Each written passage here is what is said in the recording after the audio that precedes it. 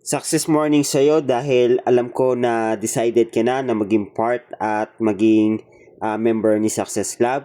So, in this video, i-guide kita kung ano yung mga dapat mong gawin or yung first step na kailangan mong gawin para start ka na dito kay Success Club. So, ito yung una mong gawin or kailangan natin gawin is yung makapag-register tayo sa referral link po ng ating sponsor.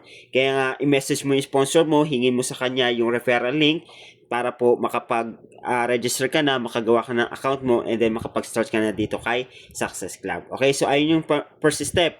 So once na binigay sa yung referral link ng sponsor mo, kailangan na i-click mo yung link na yon. Then once na na-click mo yung link, madadirect ka dito sa ating form o online form. Then pipill upan mo lang information na ito para po mailagay mo yung mga information or details na hinihingi po sa website po natin. Yan, so fill upan mo lang dyan. Nandiyan yung first name, middle name, last name, address, mobile number, email. Then, yung username, then password po natin. Pinaka-importante dyan, yung username and password po natin.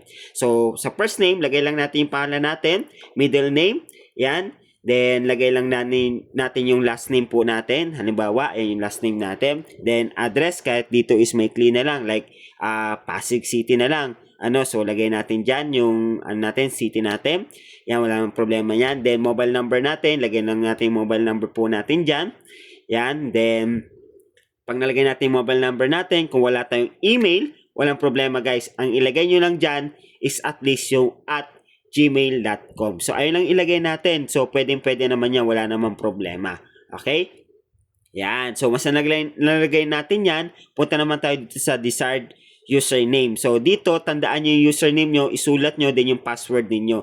Kasi yung username na ilalagay nyo po is ito yung ilalagay nyo dun sa pipilapan natin sa mode of payment. Okay, ilalagay natin yan para mapadalan po siya ng e-wallet at ma-activate po natin yung account po natin.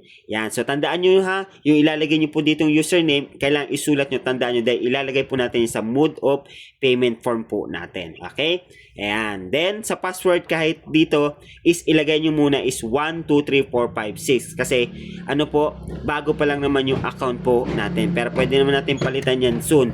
Yan, para po ma-activate lang yung account natin. So, ilagay lang po natin dyan is 1, 2, 3, 4, 5, 6 for temporary lang. Alright? So, I hope malinaw yon para at least ma-activate natin yung account po natin.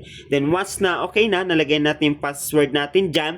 Yan. Then, kailangan is i-click natin yung pre-sign up button. Yung kulay green na button na nakikita po natin. I-click natin yan. Yan para lumabas po yung successfully saved. So, ibig sabihin, nakagawa na tayo ng account natin dito kay Success Club. So, once na nagawa na yung account mo, ang gagawin natin is pupunta na tayo sa next step or sa mode of payment. Okay? So, ganun lang guys, kadali or ganun lang dali gawin yung ating account po dito kay Success Club.